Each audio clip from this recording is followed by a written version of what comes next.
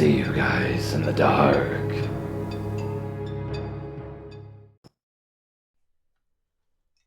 This takes place a few years ago in North Carolina.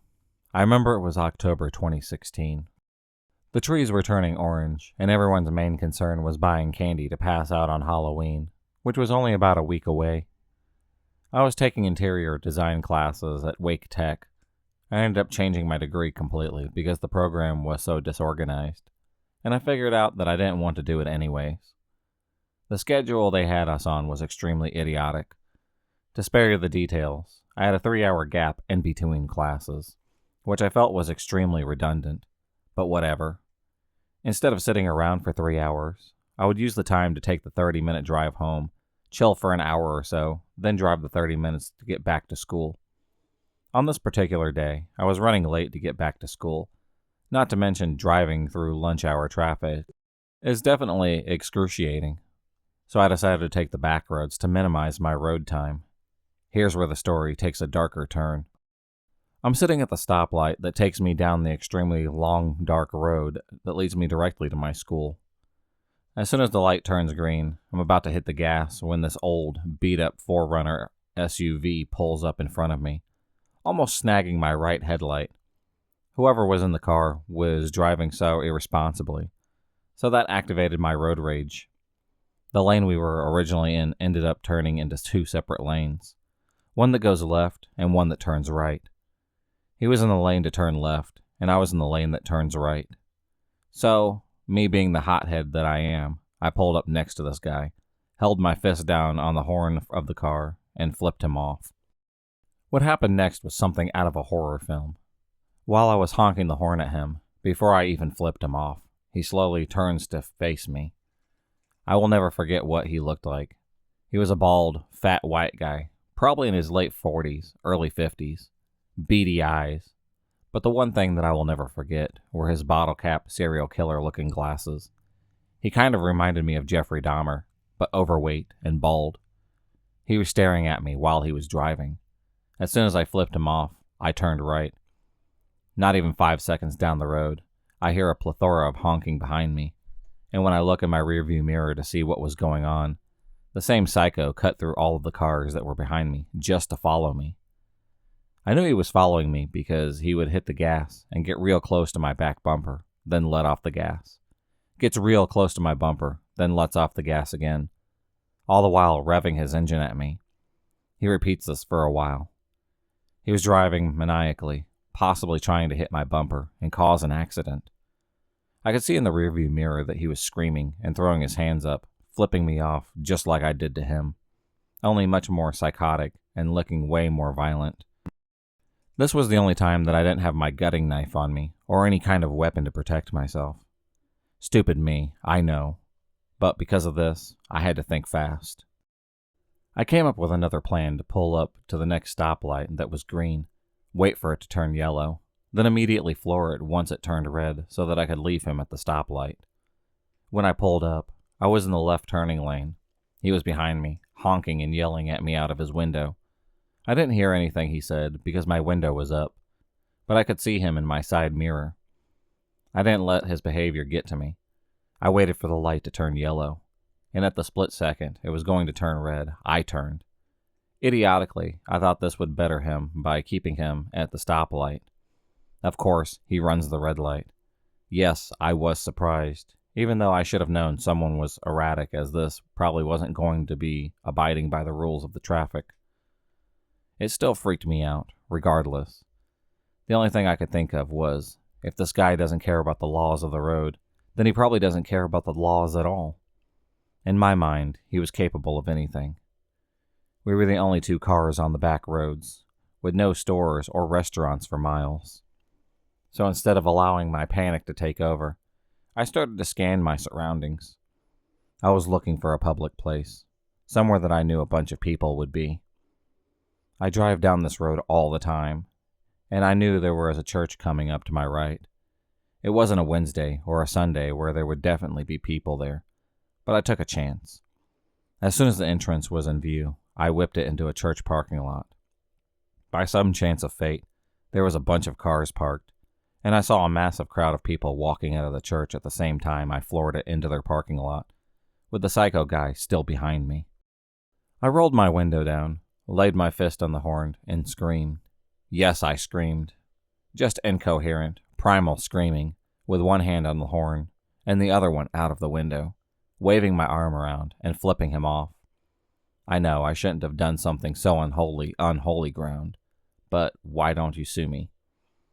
It was enough for the church people to obviously take notice, and more than enough for the crazy guy that followed me to freak out in his car, erratically reversing. He almost hit someone trying to get out of there, and sped off back the way that he came. It all happened so fast. A bunch of ladies from the church ran up to my car and started asking if I was okay, and I gave them a brief rundown of what had happened. They were shocked by this, and asked me if they needed to call somebody, like the police, for me. I told them no. I should have said yes. I know I should have. But I was late as hell for school, and I was so shaken up by what had happened, I just wanted to get away from the scene as quickly as possible. There were quite a few lessons that I learned that day. Never stop driving if you're being followed. I was lucky that the guy didn't get out of the car at the stoplight and shoot me or something.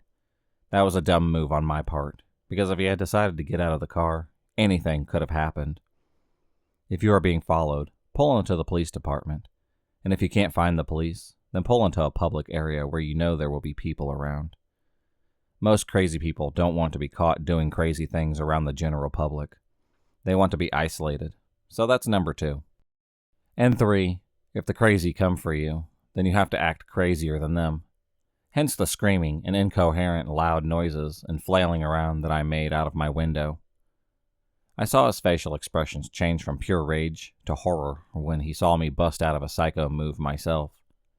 With the mixture of tons of people coming out of the church, in his mind, all I think he could think to do was to retreat. I never got the chance to properly thank those church people. They didn't actually do anything to the guy, but them just being there at the right place and the right time saved my life. I full-heartedly believe that.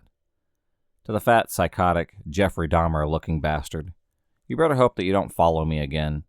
I carry a gun now, and I remember you and your car, even 4 years later. And to those wonderful people at the church who checked on me after my horrific endeavor, thank you. I don't practice Christianity, nor really believe in a specific religion. I find truth in all of them, but I hope God blesses you all tremendously. Stay safe out there, everyone. Sometime during my high school years, the exact year and time escape me at this point, I found myself in a nearby town on a date attempting to impress a girl whom I had been secretly crushing on for quite some time. We will call her Anna. Anna and I had just had a really nice evening, and were winding down and getting ready to go home. This takes place in southeast Oklahoma, so we had another hour or so of travel time together in order for me to get her to her house. And I was quite looking forward to the conversation and anything else that might transpire on the way home. The night ended with our hearts racing and us struggling to catch our breath, but not in the way that you might expect from 2 hormonal teenagers on a Friday night. After our dinner and movie, basically all there was to do in a small town, I stopped at a local Love's gas station to fill up my truck with gas. I didn't have a credit card at the time, so I pulled up to the pump, left Anna in the truck, and went inside to pay for my gas. On the way inside, I noticed this old beaten-up Ford F-250 with 2, dare I say, rednecks staring at me. The beaten-up Ford wasn't an uncommon sight in Oklahoma, but the constant staring made me uneasy. When I returned to my truck and filled up, Anna informed me that they had been staring at her too, and that they were giving her the creeps. I told her that they were probably just bored and messing with us, and we didn't think much of it. I pulled out onto the street, pulled my truck into the turn lane, and began to turn on Highway 3, which would take me all the way to Anna's house. The light was red and taking ages to turn. Everything in small-town Oklahoma seems to move much slower than a snail in molasses. And as we are waiting, we notice a truck pull up next to us. At first, we paid no mind to the truck, but something was off. Out of the corner of my eye, I see something off-putting. We turn and look, and to our dismay, see the beaten-up Ford F-250 with, now, 3 people in the cab, all intently staring at us. Us being the zealous teenagers that we were, decided to show these guys what we were made of. And as the light turned green, we rolled down our window, flashed a big smile across our faces, gave them the biggest middle finger that you could show them, just so that we could show what we thought of their endless staring. Then we hit the gas and continued on our way home. A few moments passed by when Anna and I laughed at what we just did. But eventually, the moments fade, and we begin talking about something else. We get down the road a few miles, and I notice a set of headlights coming from behind us.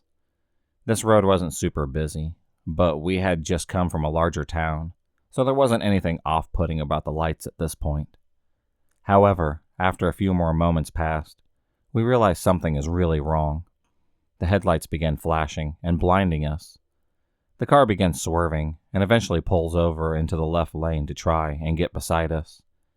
We quickly realized exactly who this was. I'm by no means a car guy, but I recognized the shape of the hood of the truck.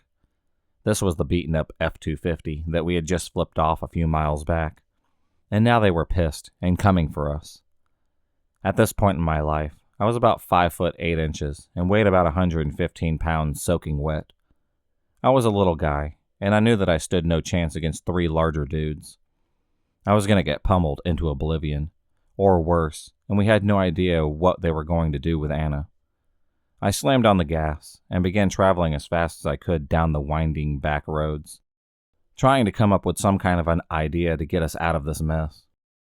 As we sped down the highway, I began to look for common landmarks that I knew on Highway 3. I didn't see them. I knew that we had been traveling for quite some time down this road, but it didn't seem the same. We slowly realized that we weren't on the right road. We had taken a wrong turn. Blinded by our hubris, we turned on a narrow country road that was certain to lead us to our death. We didn't know what to do. Of course, when I told this to my parents, they said things like, "You should have called 911, or you should have driven to the nearest police station." However, we didn't think to call 911, and we didn't know where the police station was because we were lost. So we took matters into our own hands and continued traveling as fast as we could down the small, windy back road. We had a few near misses with the truck as they were attempting to rear-end us, or at least make us believe that they were. But finally, after what seemed like a lifetime, we saw our shining beacon of light. I can't remember the specifics, but somehow we got far enough ahead of them that we began to think we might lose them. Out of the corner of my eye, we spotted a small local church. Anna checked behind us and couldn't see their headlights, so I slammed on the brakes, killed the lights in my truck, and in the pitch darkness drove off of the road, through the lawn of the church and behind the building. We sat there panicking and wondering if they had seen us. It was a risky move for sure. For all we know, we could have been stuck, and if they saw us, we might not have had a chance to escape.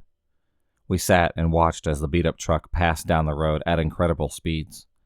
They hadn't seen us yet. We breathed a sigh of relief as we waited to see if they turned around. After a few moments passed, we pulled out of the parking lot, kicked it into high gear, and got back to town as quickly as we could. We both learned a lesson in flipping off shady rednecks that night, and to acknowledge we haven't done so since. Creepy rednecks in the busted-up F-250. I really don't want to see you guys ever again. Years ago, I was home from university and was spending the evening with my girlfriend. We were feeling a little frisky, but since we were home from college at our parents' houses, we decided to go for a little drive. Our hometown was fairly small, so it didn't take much time for us to drive out somewhere on a country road near an alfalfa field where we could have some privacy. Hardly anyone drove past here, maybe one truck every hour or so. So the engine is off. The lights are off, and our seats are reclined. My car was small, so there wasn't any room to get in the back and really go at it. But tenderness is tenderness, whether there's a stick shift between us or not. But that night, I'm glad that I had to stay in the driver's seat. Just as things begin to get real heated, I see some headlights in the rear mirror coming up the road. That's not a big deal, so I toned down the action a little bit, waiting for it to pass. But as the truck got closer, its headlights suddenly went dark. My girlfriend wasn't totally aware of it yet, but I pulled away a bit out of curiosity. Then I heard the coasting, gravel crunching of a vehicle pulling off into a gravel behind us. It was dark there, no street lights or anything to go by. But with that moon there I could only barely make out the outline of a truck behind us.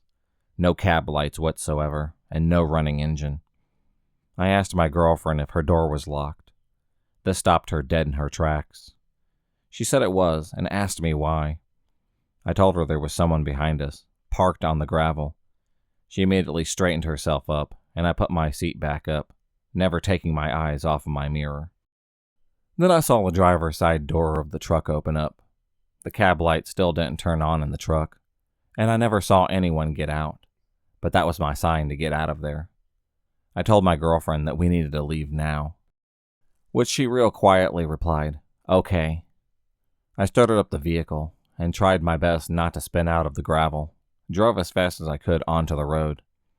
We drove in silence for about 2 minutes, heading back towards town when I noticed that I could not see the sky clearly behind the vehicle. We were being followed. The truck still did not turn on its headlights, but it was tailgating me very closely. I calmly informed my girlfriend that they were behind us, but that we had plenty of gas and we'd get back to town just fine, no big deal. She said okay, in that little voice again, and went quiet, glancing back every so often. This continued for about 2 minutes, and I briefly considered calling the police before the headlights behind me flared on. The truck revved its engines, pulled into the other lane. We were still on a 2-lane asphalt country road, and hauled past me like a bat out of hell.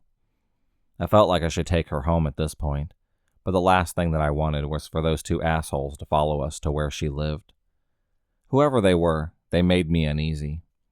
I told her as much, and she agreed. We wove a flighty path through several nice neighborhoods before pulling into a cul-de-sac where we would sit and wait to see if the truck was still around.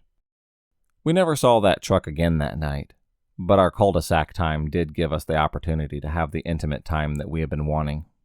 All the more intense due to constantly watching to make sure that we were safe. Looking back, I'm sure that it was some country farm people who were used to catching kids making out near their fields. They probably wanted to bang on our windows and give us a good scare for fun. But I have to wonder why they followed us for so long, and why they passed us the way that they did. Were they out for a joyride, looking for some entertainment? Creepy farm road truck person or people. I don't want to see whoever again. You gave me the heebie-jeebies. If you enjoyed this video, please subscribe, like, and hit the bell for notifications on future videos and become a stalker of the night. And I'll see you next time.